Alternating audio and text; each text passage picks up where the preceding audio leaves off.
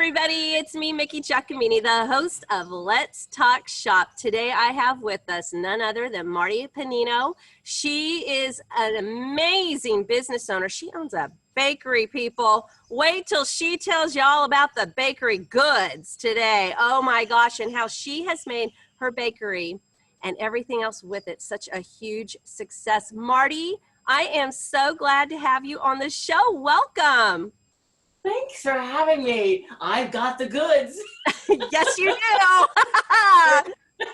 And as my line goes, they are amazing because I have what's called Ohio baked, baked. Yep, that's right. We're so excited about that.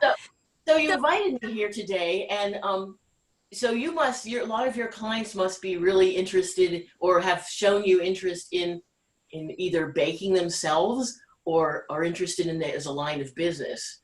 What is the interest in for your clients? Because I love doing this, and that's what I want to share with you today. So I think our viewers of Let's Talk Shop are all about baked goods. I mean, hello, who wants some baked goods, right? So a lot of it has to do with the comfort right now, feeling the comfort.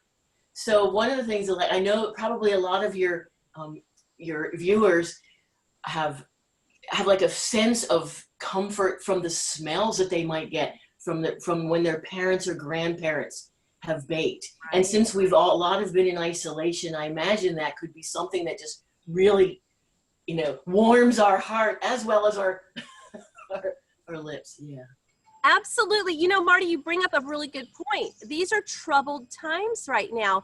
And a lot of times people do gravitate to food. They're calling it like the freshman 15. They're calling it the COVID-19 that people are packing it on right now. But it's because many of us, whether we want to admit it or not, food is love. Food is comfort. I know it's probably not the healthiest thing for us to think that way, but it just is. And when you bite into something that smells it's just so aromatic and it's warm and fresh out of the oven, it's like a big old hug, and it's aromatherapy is really what it is. It's instead of the little bottle, it's a bar. Instead of a bottle, it's a bar. It's not a soap bar. And that's what it is, aromatherapy. It is. It's that aromatic hug, and we are all craving hugs right now. So I want to know, though, our viewers love to hear about different kinds of successes from our guests, and I want you to share, because you've got a great story here. Would you please share about how you got into the bakery business in the first place? I will be happy to do that.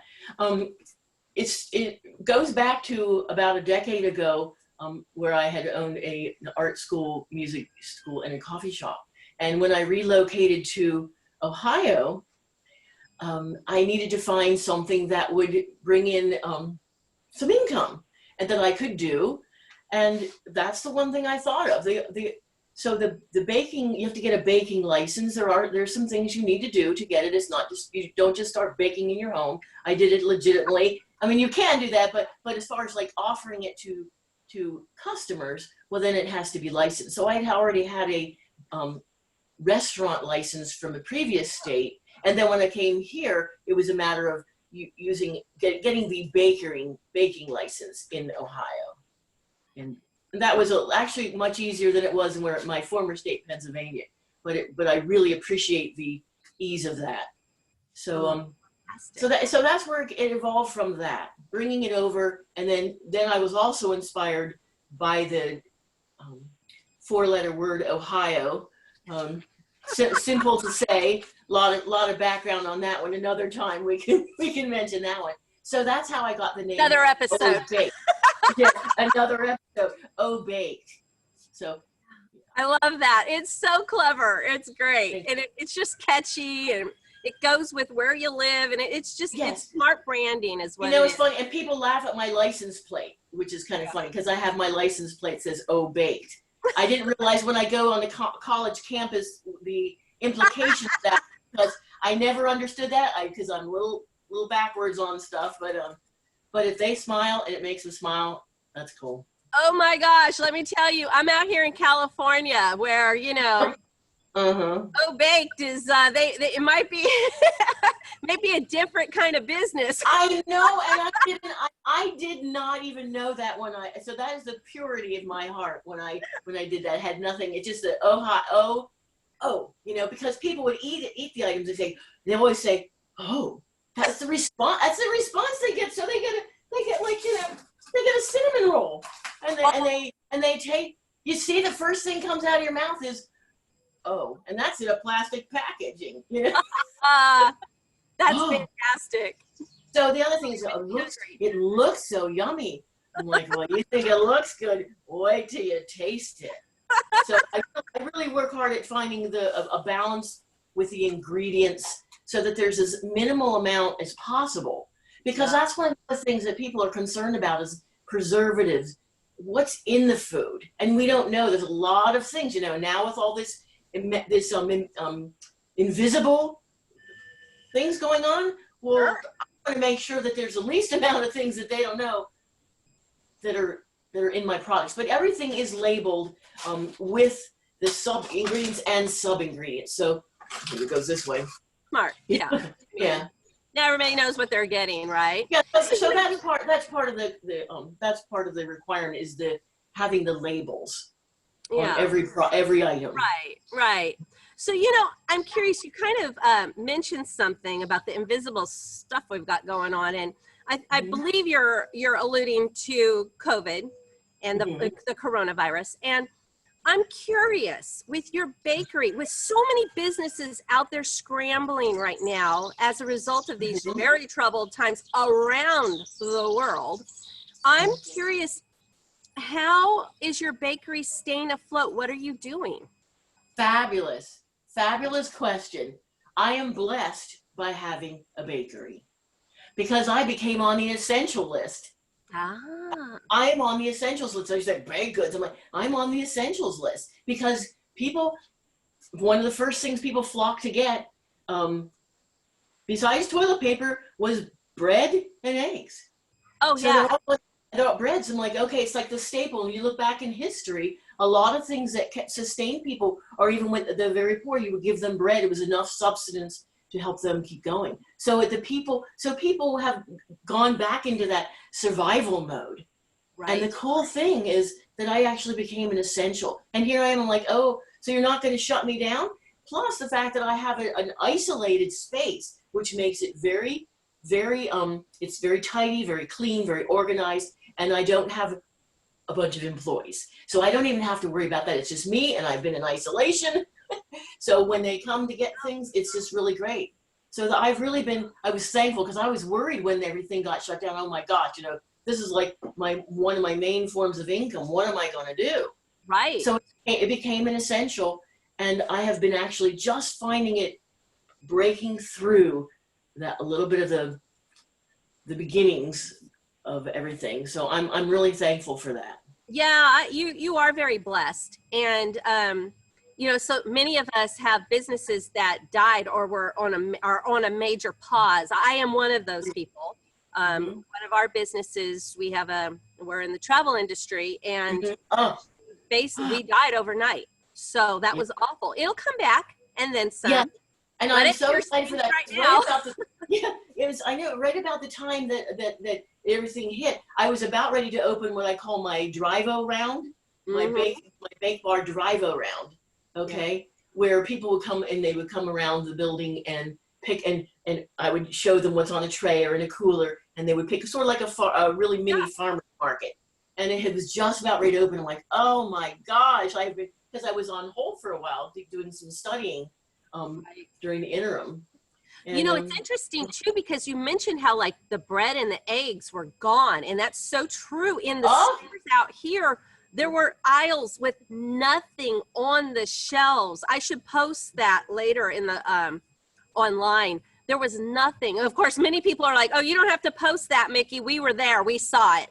And one of the aisles that was completely wiped out was bread. So that, I guess I didn't realize that your business was considered essential, but it is not It was, I surprising. know, isn't that interesting? The tricky thing that I had, because I didn't go into hoarding or anything, is that I Yes. couldn't find flour at first. I'm like, I'm getting really low on flour. I started to panic. I'm like, what am I going to do?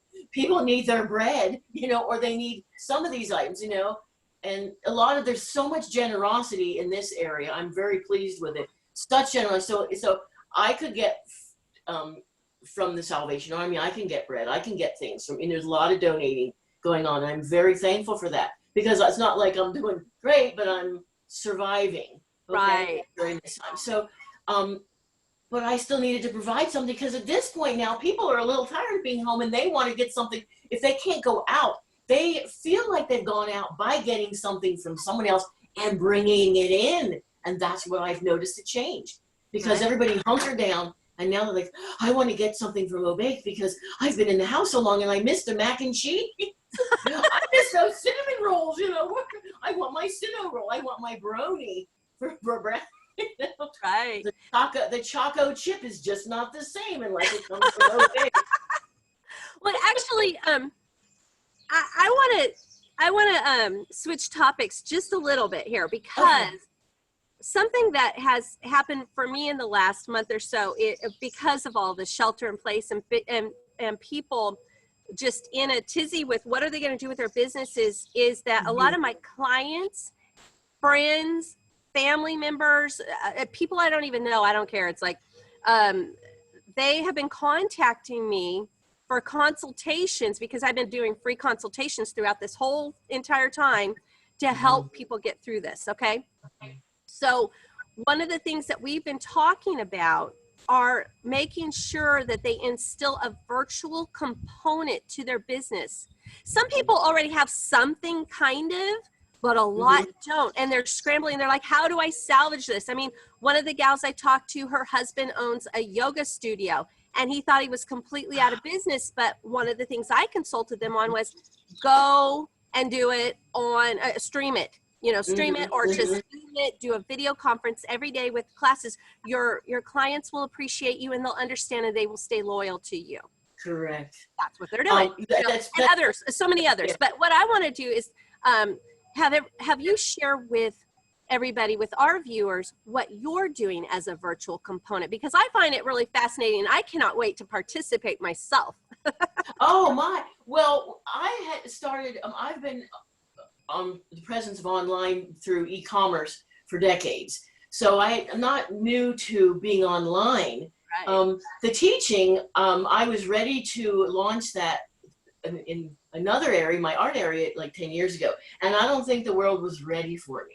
I know they weren't ready for me to teach. So during the interim and everything getting mixed up, now it's like, this is it. So I'm putting myself, I'm like, this is it. If it's baking, that's fine. I was going to do art, and I'm probably going to combine the both of them. But I think what you can do is eat my art. That's what I'm thinking is going to happen.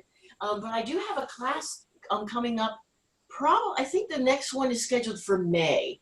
Maybe the weekend before Mother's Day is what I'm thinking. And I plan on having it be a simple baking recipe lesson that anybody can do. And so that's online, right? Yes, that will be online. Eventually, I would like to have a place where we can rejuvenate recipes of the past, and then I can work with them. It's like, well, here's my mother's recipe, my grandmother's recipe. People that may not have experience, and then we can work together on that. And then I can teach them virtually how to put together the ingredients. They can send it to me ahead of time, because now with email and stuff, and I can work through and say, well, this is probably what you'll do. And then we'll work together on that one. But the virtual class is awesome. I already have a couple of videos with some basic baking where you can see my facility where I work are already online on my personal page. Oh my gosh. So you can look at those. It's going to be great. I mean, I look at it this way. This is a great stress buster too. Yes, it is. Oh my gosh. Really part of my healing. Believe me, a few years ago when I started, it literally helped calm me. And you talk about the weight gain thing. Once I started baking, I started losing weight. Did you? It's totally counterintuitive, I know. I was losing weight when I was baking. I have to test everything, and believe me, I'm like, oh my gosh, this is good. But I've lost weight since I started baking. But I think a lot of that might have to do, and I'm pretty certain a lot of it has to do with the fact that the less ingredients, no preservatives, Yes. I'm moving, I'm active when I'm doing it, and I'm calming and less stressed. So Yeah. all of that is actually healing, and I'm losing weight.